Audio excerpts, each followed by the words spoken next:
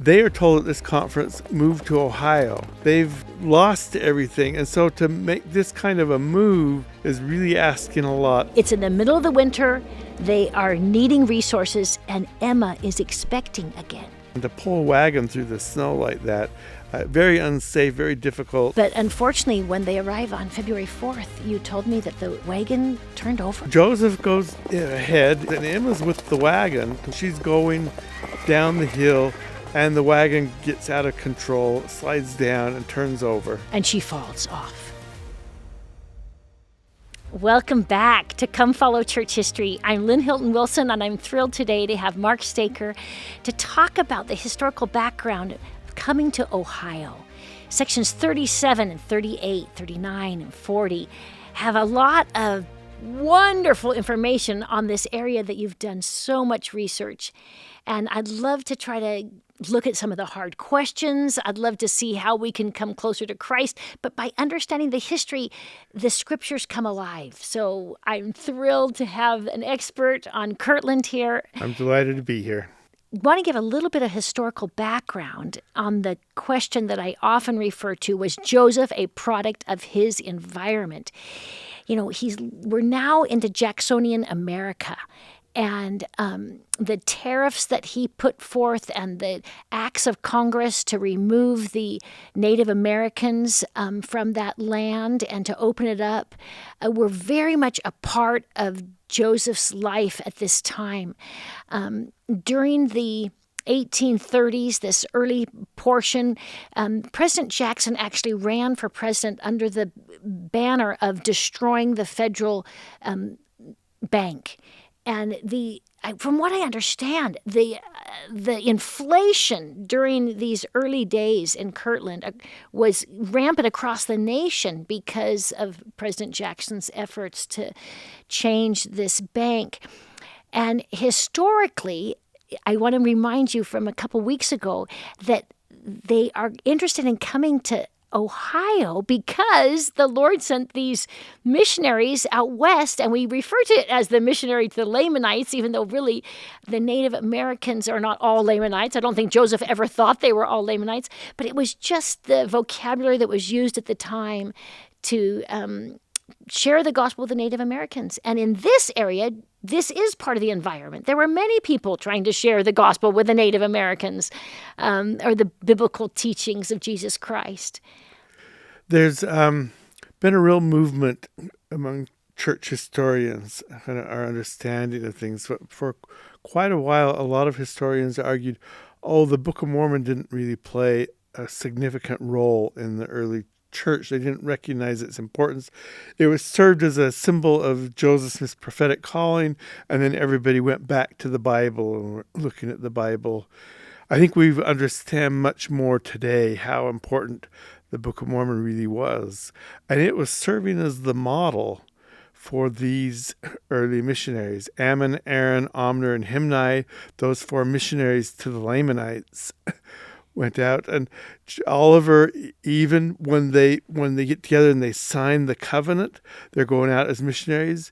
They pray that God will release them from prisons, from abandonment, and other things. Just as in the Book of Mormon, when there aren't any prisons or dungeons out among the Native American population, but they are seeing themselves as a Book of Mormon reenactment, so to speak. And much of what they do, even how they go about doing it, is what they see done among those four missionaries in the Book of Mormon. So they're called from Fayette, New York. Church has just been organized, and they are to go out as the first official missionaries. Some people have already taken, the Book of Mormon out, or manuscript pages from the Book of Mormon out even before it's published. But this is the first time that official missionaries are called. And so they're going out to the Lamanites because that's where the Book of Mormon, those famous missionaries went out, was to the Lamanites. And everything that happens along the way is just kind of fortuitous. They haven't planned on any of that. Well, they did plan on going to visit Parley P. Pat's friend, Sidney Rigdon, because Parley had been working with Sidney up in the Western Reserve, which we now refer to as the Kirtland, Ohio area. Right. They plan at some point, but even before they get there, they go to a Native American community in Buffalo. And so they're kind of trying to fulfill, that Book of Mormon again. They head out in a wilderness. Think this is not developed America at all. It's only been open to the public for a few years because this was, this western little section of the world in their mind. But I'm fascinated with the fact that there are still Native Americans all through this area.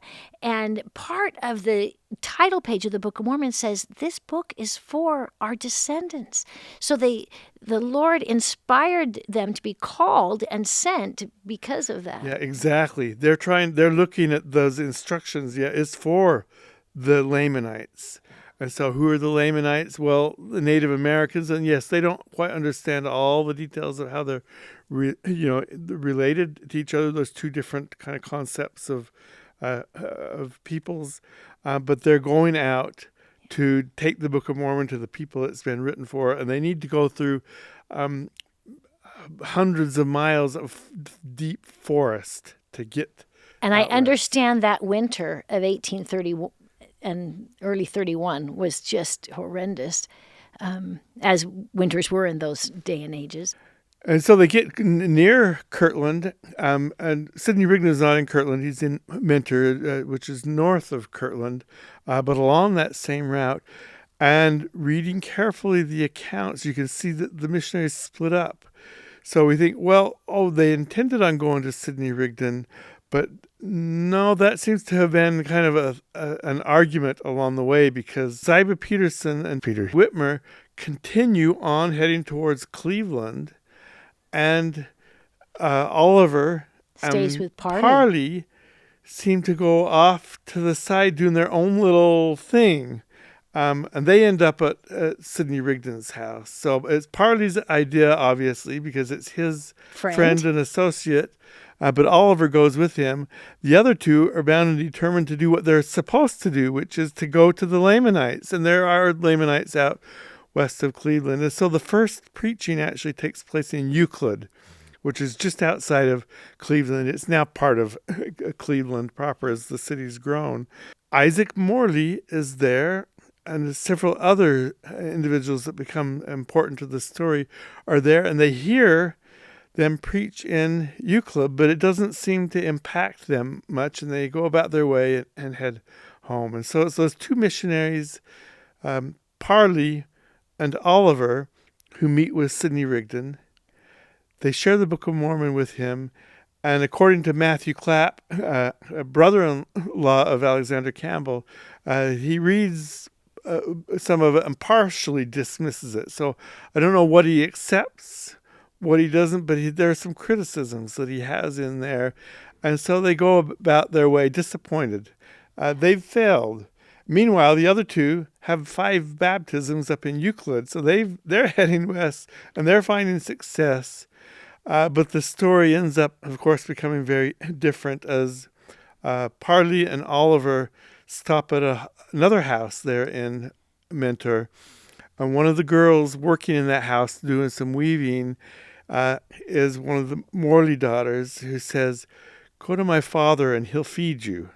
He'll believe you or he'll listen, but he'll feed you because the woman who's owns the house refuses to feed the missionaries and sends them on their way. And also Morley was a devout Christian. Moving ahead now from the missionaries to January 2nd. We're back in Fayette, New York. We're having a church conference, the 3rd church conference at the Whitmer home. And the second revelation to go to the Ohio, and there I will give unto you my law. Section 38, verse 32. Now in 37, Joseph had been told to go, section 37, verse 1. And now they're all going to be meeting there with the early saints. And it sounds like 2 groups actually arrive in Ohio. We have Sidney and Edward Partridge, as well as Joseph and Emma. They're all together, and then they come out together, but two of them arrive before the other two. So. And on February 4th, as Joseph and Emma arrive, he receives the revelation to call the first bishop for Edward Partridge. And then next week, we'll talk about Section 42, where the law of consecration is received on February 9th. The Western Reserve came out of President Thomas Jefferson's purchase from the French of this area. And this small little area right south of Lake Erie, right on the lake itself, was referred to as the Western Reserve. And different states wanted to buy it. And finally, when the land is opened west of the Appalachians after 1791, it begins to grow, but it's very small. One group that chooses to come up there are these disciples of Christ. They are trying to find the church that comes out of the New Testament. And they don't really fit quite into the Baptists, so they call themselves Reformed Baptists. But I have read many of their writings, and I'm so impressed with Barton Stone and Alexander Campbell and Walter Scott's efforts to use the biblical text and find truth. Now, unfortunately, they don't always listen to the Spirit, but I find that their efforts are devout Christians. They're part of the Second Great Awakening, and they're desperately trying to establish the church that Christ had on the earth at the time. And Alexander Campbell had been able to establish a little branch of his believers up there in the Western Reserve. Just a little background. Alexander Campbell later becomes a real antagonist of Joseph. In fact, we have statements from him such as, "Smith is an honest-looking fellow, but so was Simon Magus the sorcerer. But he was inspired. So was Judas by Satan." You know, he published these things against him. But I want to talk about his people as a way of preparing the world for the restoration. I feel like much of what Alexander Campbell did was positive. And he had been trained and educated in Ireland. He was already teaching Latin and languages by age 17. His father was a minister and came over to the States. And on their way with the mother and the children coming to the States, they stopped off in Scotland, and he had a year of education in the Scottish common sense philosophy. He felt like you had to have things that made sense in your mind as well in your heart, as well as the text. I think he really had a lot of goodness in him as he's trying to establish religion. But he did not appreciate any of the Second Great Awakening's claims that the Spirit made you bark and jump and jerk and swoon. And so he drew a line and said the Spirit belongs in the New Testament. And so the people that were part of his faith tradition included families like the Whitneys.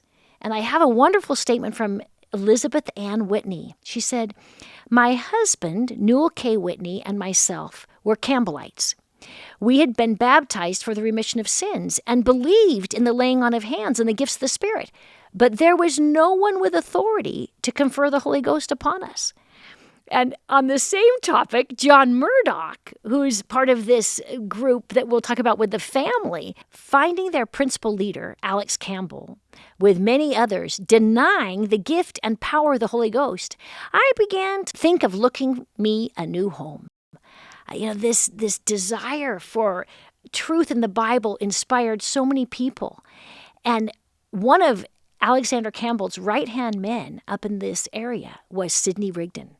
And the two of them worked together for 4 years on establishing a Disciples of Christ. They were fascinated with the millennium. And in fact, Alexander Campbell named his newspaper the Millennial Harbinger.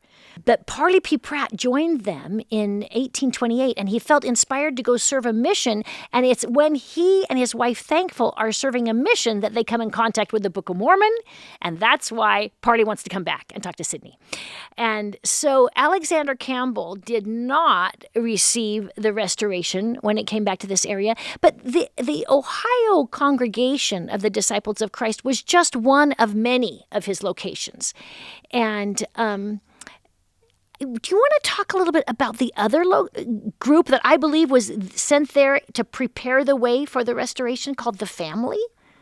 The Family it's developed by Isaac Morley. It's influenced by several different people. There's a Samuel Underhill who establishes an Owenite community further south than them called the Kindle community. The Kindle community differs from other Owenites in that religion is an important part of their group, and they believe in having all things in common and establishing a family kind of organization where everybody is like a family. And so you're brothers and sisters and fathers and so on. They call themselves a family. And so that... In the New Testament, they called them brothers and sisters too. So they're adapting the New Testament practices. And they've drawn... They're even the Owenites, this group of Owenites, they're looking to the New Testament as a model for what they will do. And so, yes, there's... and they find in the New Testament, particularly in Acts chapter 2, evidence that they had things in common. And so... Isaac Morley, and particularly a friend of his, Lyman White, are very drawn to Acts chapter 2. And what is it in there that is important? And part of it is the gifts of the Spirit. They're mentioning the gifts of the Spirit, and they're mentioning having all things in common. And so they developed this family on the Morley farm. Isaac Morley has over 200 acres of property, half of it in Kirtland and half in Minter, just to the north. Where he lets people come and they all build this community together where they'll work as one. Did I understand there were just mainly 11 cabins there for 11 different families? Is that? Well, we really don't know, but looking at the census records, census takers in this area this time were just going from house to house to house and writing down families. And so we know that there are 11 families within this group of two people that we know were part of the family. So there were at least 11, but on both ends of that list, it could have been others that were part of that too. So we don't know. Nobody gives a list of how many were there, but we're able to reconstruct some of them based on looking at the census records. And when the missionaries of the Restoration come with the Book of Mormon to Morley's farm, I think they all join him, right? Some accounts say all joined. If they all did, some fell away shortly after, but virtually all of them become members and continue faithful till the end. So. Oh, wow, fabulous. You mentioned earlier Sidney's important role in receiving Parley P. Pratt, and so Sidney and Edward Partridge go back to meet Joseph in Fayette. They're sent on behalf of everybody. I think everybody wants to sense. know, and they promise that they'll go and investigate and come back. They're 300 miles or whatever they're it was. baptized already, and so they've made that commitment, but they want to know more and they want to learn more. They find Joseph with his family.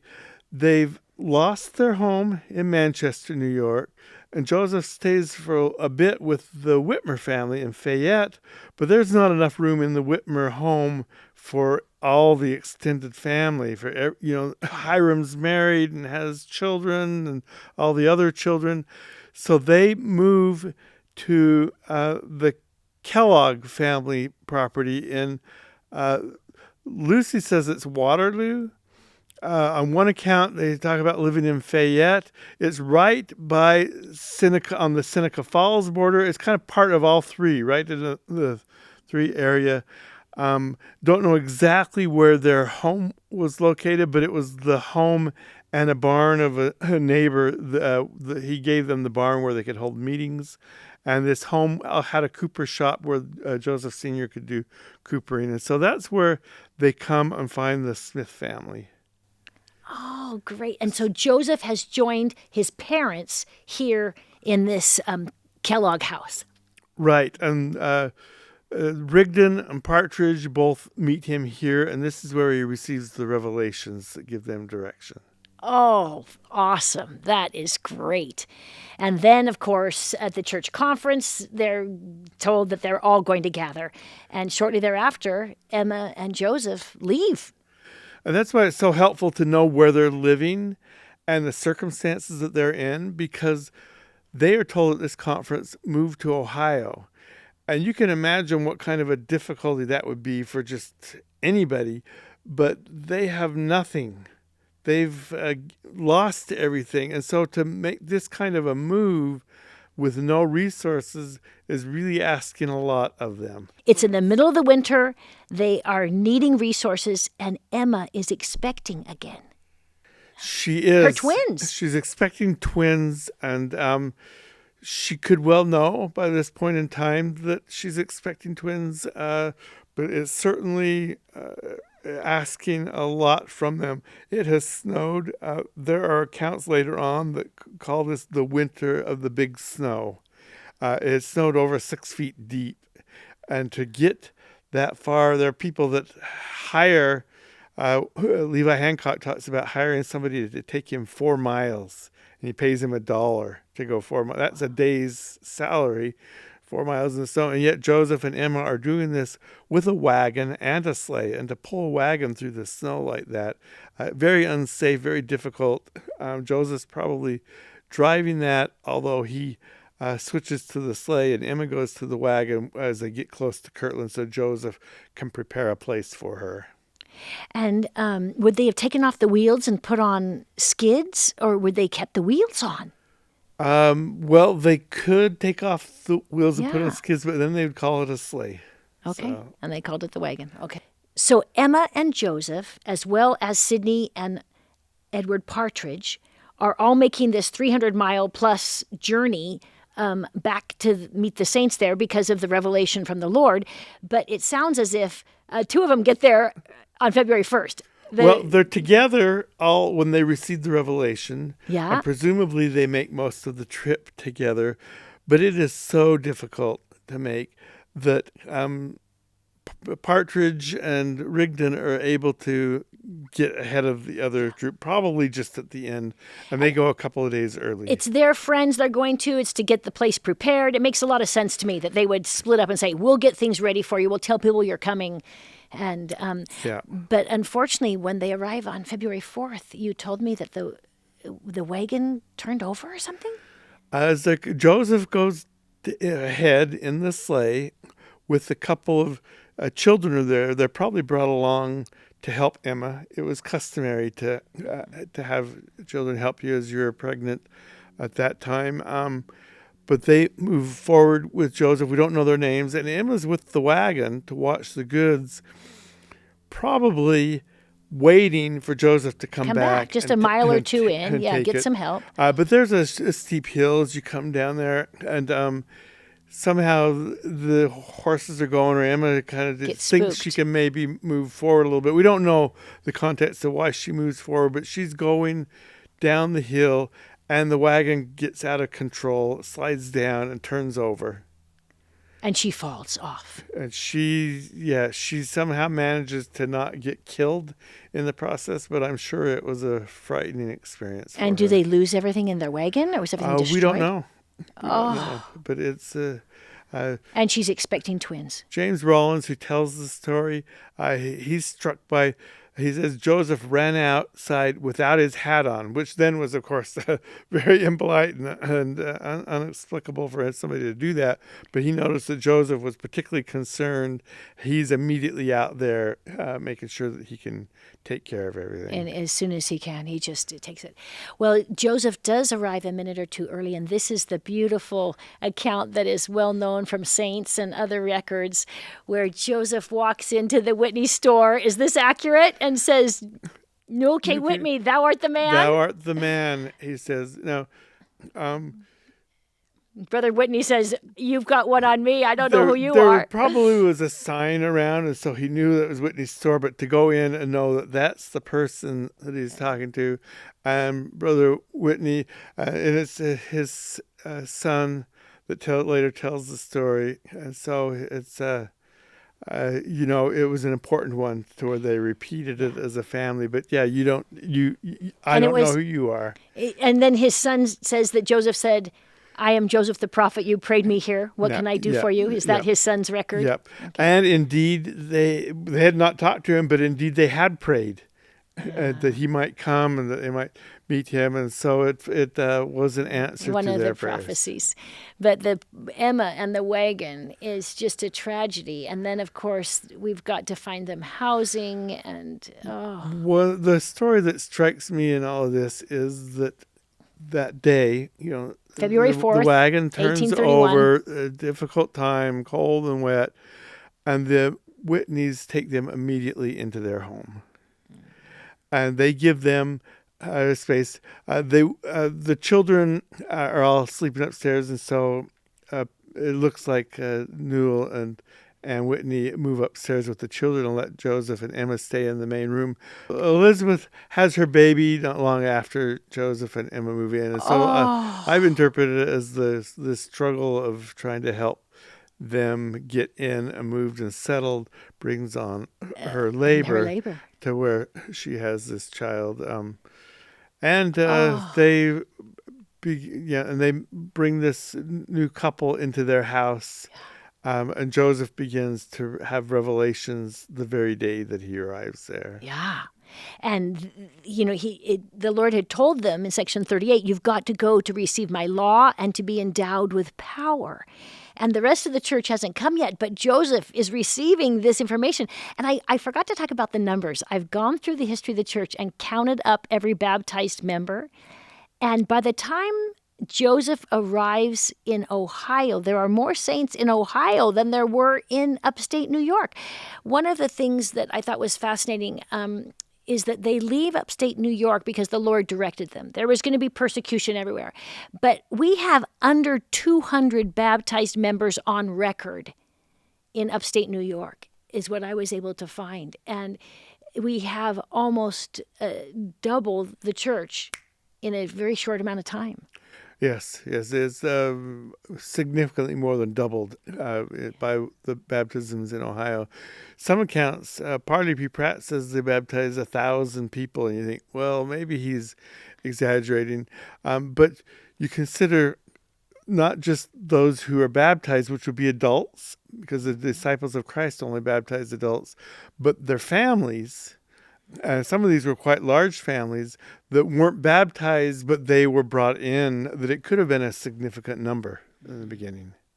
Well, I feel like Sidney's work with Alexander Campbell was such remarkable preparation, not just for the law of consecration, not just for the idea of gathering, but to have a people who were committed to the Bible and were reading and seeking for more light and truth. It's just fascinating to me. As soon as Joseph and Emma arrive, they learn that there's a member out there, Lehman Copley, who has a large tract of land, and he's offered to build homes for Joseph and Sidney and their families to stay on his property.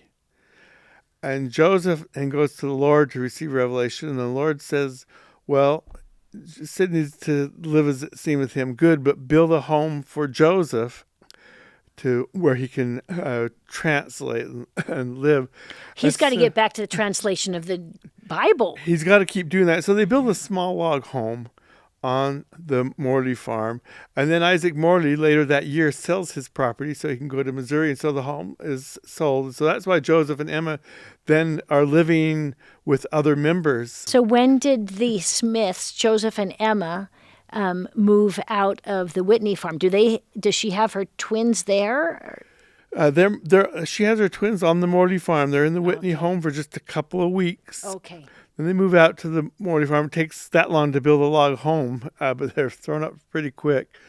And they're there until Isaac Morley sells the farm, and then they're living elsewhere for a while. Well, that revelation is still there. And so it's not until 1833, Joseph sells his home in Harmony, Pennsylvania. He's finally able to get the last payment for it, owns that property. He can turn around and sell it to the McCune family. And immediately afterward, he starts building this home in Kirtland. And so most of the money is from him. Most of the work is his, but others help as well along the way. And so that allows them to then fulfill that revelation that they'd received earlier, where Joseph then gets his home to translate, and he does significant translating work in this home later on, including the Book of Abraham. Much of that's done here, and so all that happens in fulfillment of that revelation. Were you involved in the church's restoration of the Joseph Smith home there in Kirtland next to the temple? Yes, I helped with that one too. Well, I visited it. It was just wonderfully done. It's a marvelous little place. But during this time that they leave the Morley's farm, they spend a year down in the John Johnson's farm, and that then becomes church headquarters in Hiram, Ohio. I just feel like Emma is being moved, and not just Emma, the whole church. People had to sacrifice after sacrifice. It reminds me of Abraham. He goes to an area, he leaves. He goes to an area, he leaves. The Lord takes us in different directions, but the sacrifice of the early saints is incredible. Yeah. It's they are not anywhere where they can actually lay down. Even when they finally get a home, Joseph and Emma will often sleep on the floor. They have guests that come in, and they give them the beds. And so they are virtually homeless until Nauvoo. In many ways, you could consider them that. They have a small home in Missouri for a brief time, too, but they just never have a place where they can call their own. Joseph and Emma leave immediately after they received this revelation. They had little time to prepare, or they took little time to prepare because they received the revelation, they acted quickly, and they're able to get there in early February. But the rest of the saints in New York, they try to prepare. Some of them are able to sell farms. Others have to just rent them out or abandon them as their circumstances allow. And so it takes clear into late spring. There are still saints coming from these locations. Lehman Copley lets the Colesville saints stay on his property for a little while. And some of the, Frederick G. Williams lets the Smith family come up into Kirtland to stay on his property. And others welcome in saints as well as they try to get settled and establish the church in Kirtland. And I know that the extended Smith family, Joseph's brothers and parents, his grandmother, and Joseph Sr.'s mother comes down to Kirtland, but that's not for a few years, right? Mary Duty? Mary Duty doesn't come until later, and after this home is finished, and she moves into the home. But okay. And some of his cousins and others, as they join the church and they gather too. Okay. I think once the saints arrive, the church begins growing at a rate that's frightening to the neighbors as well, which always causes problems. But we are still a very small church in 1831 when they arrive in Kirtland, less than 1,000 members, unless we're going to take Parley's number literally. Well, we don't know. There seems to be some expansion. Some people leave very quickly, but by the time Joseph arrives, there are at least 400 members in the Kirtland area, larger Kirtland area. So it's a good size amount of members. Double the number of saints that came from New York. Yes. Wow. Yes. And in your book on Kirtland, which I just treasure, you talk about Black Pete. Do you want to share anything about that here? Black Pete was fascinating to me because he gets overlooked often. An African-American member of the church. His mother was born into slavery. His mother was born probably in Africa and brought into slavery. And Black Pete was born a slave in Pennsylvania. He's able to gain his freedom over time, and he's out in Ohio, but with a Quaker family that should have acknowledged his freedom, but they didn't always treat him as a free individual. The reason I found Black Pete so fascinating is that he is looked at as an early leader, spiritual, and they after the missionaries leave, they head on to Missouri, and Sidney Rigdon and Edward Partridge head to New York. The saints there, they don't have copies of the Book of Mormon. There are 1 or 2 copies for all those members there, and they're looking for spiritual guidance, and some of them look to Black Pete for that because he has a different religious background. They're interested in Native American religion because the missionaries are going out to preach to the Lamanites. The Book of Mormon's for the Lamanites. They start talking in tongues, in Native American languages, or they think that they might be Native American languages. Neil K. Whitney had heard some of those, and he thinks it kind of sounds that way. Black Pete's religious experience as a slave was had elements of animistic religion, where they're out in nature doing things that were similar to Native American religions. He's illiterate, or at least some people claim he's illiterate, but he later claims to be able to read letters from heaven that may be kind of like the translation experience Joseph had, and some of his associates are receiving these letters too. And so they are starting to look to spiritual gifts and where they can find those. They have little information as to what those might look like. And so Black Pete looks to his childhood and his background to try to draw on that. It appears that Black Pete is baptized and receives the priesthood because he's going around with these missionaries, but they don't mention him in that context. Nobody says anything about his baptism because he's overlooked. Yeah, he's just. And we don't have all the records, obviously, of Parley saying there's 1,000. So, right. Yeah, we're missing records. And so he's not a prominent member. Focus on Isaac Morley and his family, Sidney Rigdon, details of those. So we don't know. But when Joseph arrives with his Emma, and he's already part of the community. Black Pete is already there. Black Pete is very much a part of the community. He seems to have a prominent role. He's influential. And some of those stories that later get attached to Joseph, like the walking on water story that we hear about, it appears that because a neighbor, Jesse Moss, tells about that story before Joseph even comes. And it appears that it comes from Black Pete's group, or the members associated with him, and that they're trying to work these miracles because they've been promised, and they're looking to see that they can happen. They're brand new converts of a few weeks, and they only had the missionaries for a few weeks. They don't have a lot of copies of Scripture.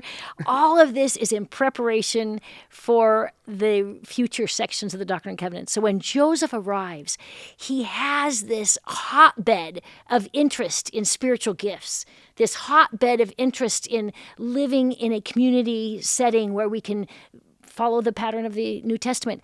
It's amazing to me how God has prepared the people, and yet they're not exactly on the right path. They have been trying, but without the restoration, things are a little more scattered. And so please come back as we continue talking about the law of consecration next week and the gifts of the Spirit the week after. I would like to bear my testimony that I know that Joseph Smith was a prophet of God. Everything he did brings the Spirit in our lives as we study him and we study his revelations and implement them. And I am so grateful for him. And I say this in the name of Jesus Christ. Amen.